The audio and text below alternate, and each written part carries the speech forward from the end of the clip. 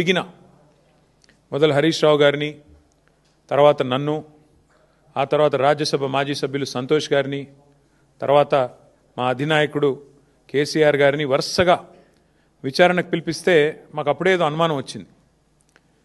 ఇదేదో diversion game బాగానే సీరియస్గానే ఆడుతున్నారు, ఎందుకు ఆడుతున్నారు, ఇంత హడావుడిగా ఎందుకు చేస్తున్నారు అని చెప్పి మాకు డౌట్ వచ్చింది. ఆ డౌట్ వచ్చిన తర్వాత మేము కూడా తవ్వడం మొదలుపెట్టాం.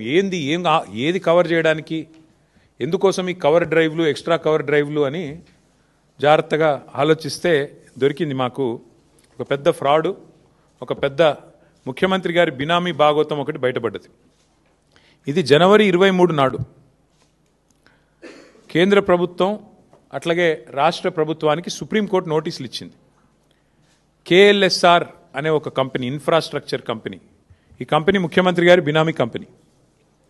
కేఎల్ఎస్ఆర్ ఇన్ఫ్రా అనే కంపెనీ ముఖ్యమంత్రి గారి బినామీ కంపెనీ. నేనేదో ఊరికే అనట్లేదు, అది దానికి ఆధారాలతో సహా ఇప్పుడే మీకు చూపెడతాను. ఇప్పుడు నేను ఈ మాట చెప్పంగానే కొన్ని ఛానళ్ళు లైవ్ కట్ చేస్తాయి, అది కూడా నాకు తెలుసు, పర్వాలేదు.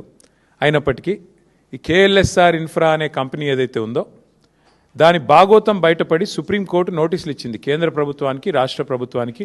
వెంటనే మరి ఈ దివాలా తీసిన కంపెనీ ఏదైతే ఉందో 6,000 కోట్ల రూపాయల వర్కులు వీరికి దివాలా తీసిన సమయంలోనే, స్పష్టంగా నేను చదువుతాను, మీరు వినండి. ఏం రాశారంటే, centre and Telangana get supreme court notice for K L S R infratex insolvency fraud.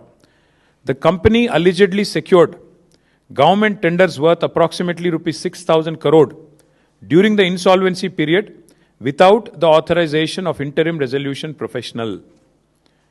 IP professional ఇది లేకుండా, అనుమతి లేకుండా 6,000 కోట్ల టెండర్లు తెచ్చుకున్నారు వీళ్ళు. మరి ఎక్కడికి వచ్చినాయి ఈ ప్రాజెక్టులను మాకు కూడా అనుమానం వచ్చింది.